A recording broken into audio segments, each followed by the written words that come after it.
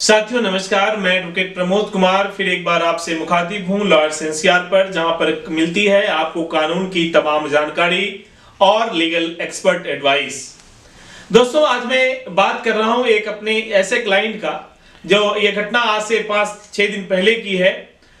मेरे एक जानकार थे और उन्होंने मुझे फोन किया कि 498 ए के केस में थाने पर बुलाया गया था और जब थाने पर वो गया तो उसे लॉकअप में डाल दिया गया।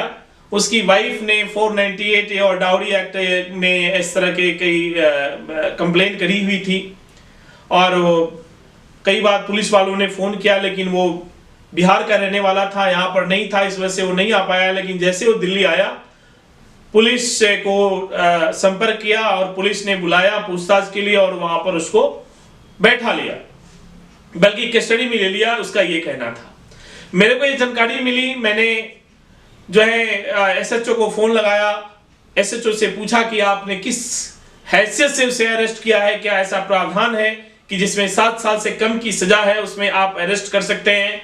एसएचओ ने कहा कि मेरे जानकारी में नहीं है और तब तक मैं जब थाने पर पहुंचा तो पता चला कि उस लड़के को लॉकअप से छोड़ दिया गया है और उसे ये दबाव बनाया गया कि आप अपने एडवोकेट से ये मत बोलना कि मैं तुम्हें अरेस्ट किया था या लॉकअप में डाला था। जब मैं वहां पहुंचा फिर भी उस लड़के ने ये बताया कि सर मेरे को लॉकअप में डाल दिया गया था और मुझे ये बताया गया है कि नहीं बोलने के लिए। फिर मैंने एसएचओ से संपर्क किया। एसएचओ ने कहा कि इनके खिलाफ 498 ए 406 और 377 में एफआईआर रजिस्टर्ड हो चुका है। मैंने कहा कि एफआईआर की कॉपी दीजिए, तो पुलिस का कहना था कि एफआईआर की कॉपी नहीं है अभी अवेलेबल। मैंने कहा कि एफआईआर की जब कॉपी ही नहीं है तो आपने एफआईआर कैसे कर ली और एफआईआर कैसे बोल रहे हैं। फिर एसएचओ ने कहा कि मेरे पास शिकायत आई थी और शिकायत के बेसिस में हमने 41 सीआरपीसी का नोटिस भेज दिया था। यहीं पर एसएचओ पकड़ा गया, क्योंकि जब तक एफआईआर नहीं होती है तब तक 41 एक सीआरपीसी का नोटिस नहीं भेजा जा सकता। और एक बात और आपको बता दूं, अगर आप सभी लोग जो सुन पा रहे हैं, अगर आपके ऊपर 498 ए का केस और इससे संबंधित जो भी धाराएं और भी हैं 323, 324 यानी 323, 324, 506, 406, जनरली ये 498 ए के साथ लगा होता है। 34 आईपीसी, कई बार 377, 376, 354 भी फैमिली और बाकी हस्बैंड के खिलाफ लगा होता है।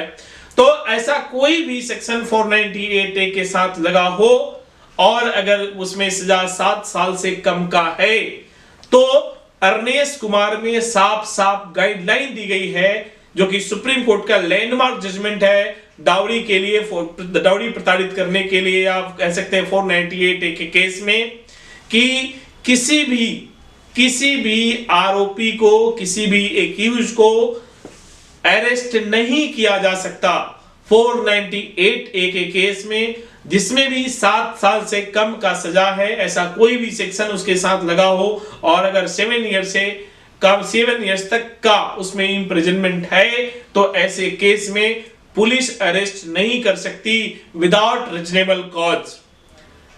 मैंने कंसर्न एसीपी से इस बात को पूछा कि क्या आपने 498 ए के केस के लिए आपने परमिशन दिया है, आपने कंसेंट दिया है, आपने साइन किया है? तो एसीपी साहब भी कहने लगे कि नहीं, इस तरह का कोई एफआईआर नहीं हुआ है, हमने कोई साइन नहीं किया है। तो फिर अगर आपके साथ भी ऐसा कोई भी 498 ए और ऐसा कोई केस हुआ है तो आप बेफिक्र रहिए, आपको किसी भी सूरत में अरेस्ट नहीं किया जा सकता और आपको बेल लेने की जरूरत भी नहीं है। जब भी आपको पुलिस बुलाए आप जाइए, अपना पक्ष रखिए और थाने से ही आप बेल लेकर के 41 एसीआरपीसी में बेल लेकर के आप आ जाइए। बाकी कोर्ट में जिस दिन चार्जशीट फाइल होगा वहां पर एक फॉर्मेलिटी होती है कि आपको 2 गारंटर को लेकर जाना पड़ता है या वहां पर जो बॉन्ड वगैरह साइन करने की फॉर्मेलिटी है वो वहां की है। अदरवाइज आपको अरेस्ट नहीं किया जा सकता, इस बात को आप नोट कर ले। आप देख रहे थे लॉयर्स एनसीआर। अगर आपको कोई डाउट है, शंका है, कोई क्वेरी है, तो आप मेरे स्क्रीन पर दिए गए नंबर पर संपर्क कर सकते हैं। और एक गुजारिश और कि अगर आपने इस चैनल को अब तक सब्सक्राइब नहीं किया है लॉर्ड्स एनसीआर को, आप इसे सब्सक्राइब कर दीजिए, बेल आइकन को प्रेस कर दीजिए, ऑल पर सेट कर दीजिए। अपनी नियरेस्ट डियरेस्ट जो फ्रेंड हैं, अगर कोई इस तरीके से सफर कर रहा है, उनको भी शेयर करिए, ताकि ये आवाज, ये जानकारी हर लोगों तक पहुंच सके। और मैं फिर किसी दूसरे इंफॉर्मेटिव वीडियो में इसी चैनल पर आपसे फिर मिलता हूं। तब तक के लिए बहुत बहुत शुक्रिया, बहुत बहुत धन्यवाद।